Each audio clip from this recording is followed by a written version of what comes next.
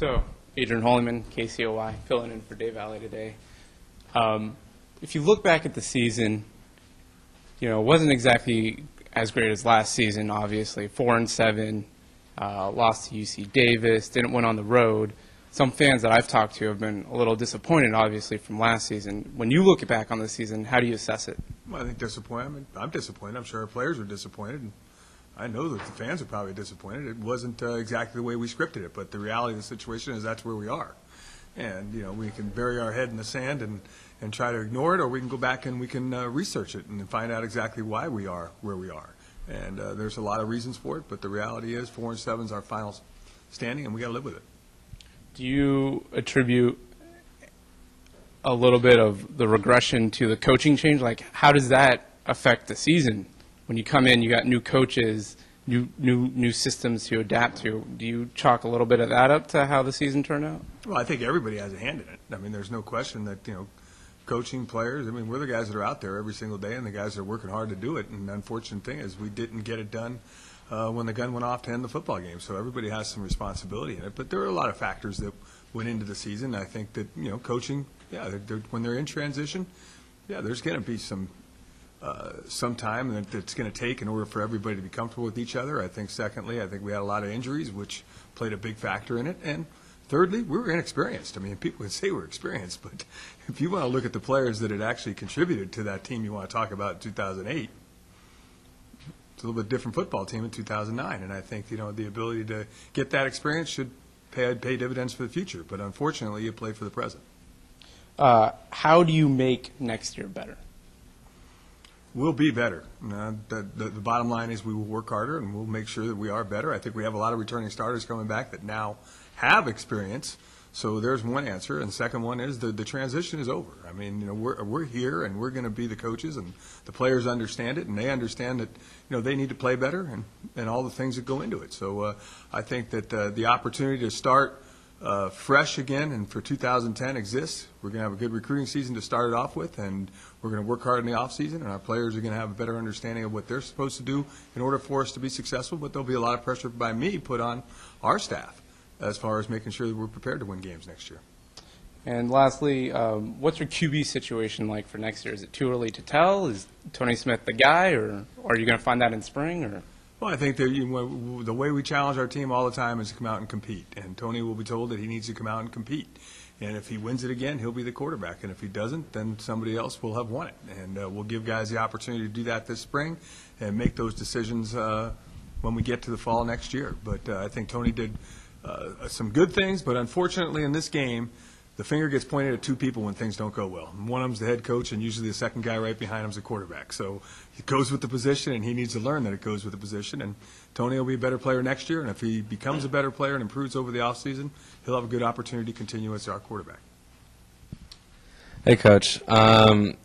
You came off a really tough early season schedule, two FBS teams within a matter of weeks, and you started off the season 1-2. Do you think those two games, those two tough early games, kind of disturbed the winning mindset that you guys had coming into this season? No, I think they probably prepared us for what we needed to do, to be honest with you. We played Ohio University, who's going to go to a bowl game, San Jose, who's really not doing very well, but was still an FBS team, and the number one seed in the playoffs for our first three games. And those aren't three easy games. And to go to all three of them, to go places on the road against them, it's a difficult task. And, I think it was a difficult start, but the reality was I thought we were competitive in every game we played this year with the exception of one.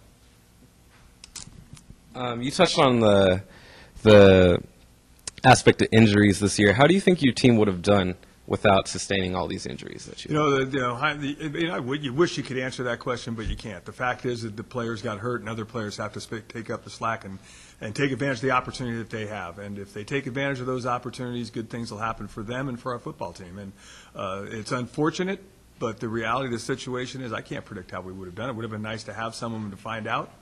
But if I keep thinking back on that, then I'm not going to take care of what's in our future. That's the past now, and the past is the past, and we're going to move forward.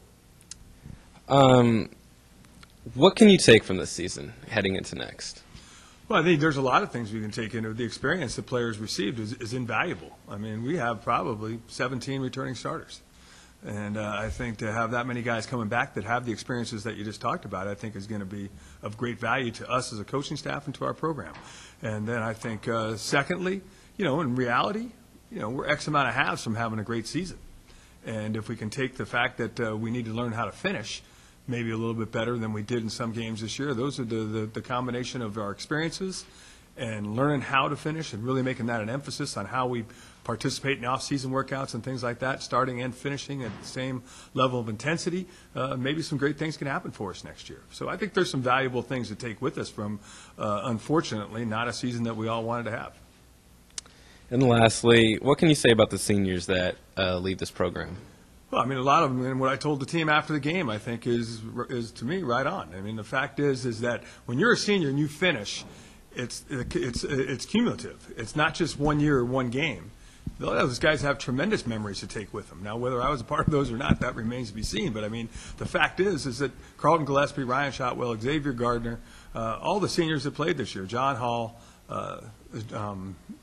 John O'Grayson, they had great experiences here over their 5-year period. Was this the way they wanted to finish? Probably not. Was this the way I wanted to finish? Probably not. But I think they'll take things from it that were positive from this season, but I think the cumulative of what they accomplished here will be a lot of great memories. And we're definitely going to miss the leadership of Ryan Shotwell and Carlton Gillespie. They're two tremendous young men. Coach, let's say someone asks you, what is the one thing you'll remember or take from this season? What would it be?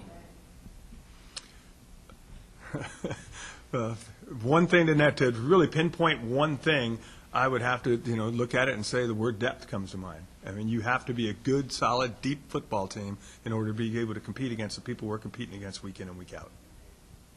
In your mind, who would be your team's MVP and, let's say, most surprising player over the year? Well, I think the most valuable player thing, I think there's no doubt that you have to look at the two guys, because when you talk about value, you're not just talking about performance on the field, you're talking about performance overall. And I think you look at Ryan Shotwell and Carlton Gillespie, I think it's hard to make a decision between those two guys. They had great value to our football team. And I think they did great things on the field as well, but they also were great leaders during some tough times.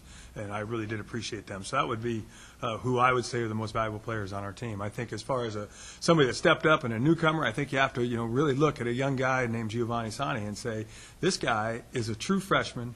Doesn't think he's going to be playing a lot of football for us this year. We really wanted to redshirt him. And we're at Ohio University, and Art breaks his leg, and the next thing you know, the guy starts every game and got better every week. And really showed some resilience, because early on he really did struggle, but he fought his way through the struggles to become a pretty solid player towards the end, and somebody that'll have a great future because of the opportunity that he had and it was ready to take advantage of. So I think he definitely stands out. I'm sure you already have some kids in mind as far as the incoming recruiting class that will be national letter of intent in a couple months. Kind of, what is your focus if you have some openings as far as scholarships to give? What are the things you're really going to try and get for next year's class? Well, the very first thing we're going to try to find are the very best available players, regardless of position, number one, that are available to us, and we would have the opportunity to get to say, yes, they want to attend Cal Poly, which there's a lot of young people out there that want to, which makes that job a little bit more difficult. But I think one thing that for sure on the offensive side of the ball is the word speed. And I think on the defensive side of the ball, it's going to be pass rush and defensive tackles. That's probably going to be our emphasis. And I think if we get those guys, I think that we can build upon the returners that we do have and build upon that word depth that I used earlier and make Cal Poly in 2010 back to where it should be in the Great West Conference, and that's on top. Great. Thanks. You guys have a happy holiday.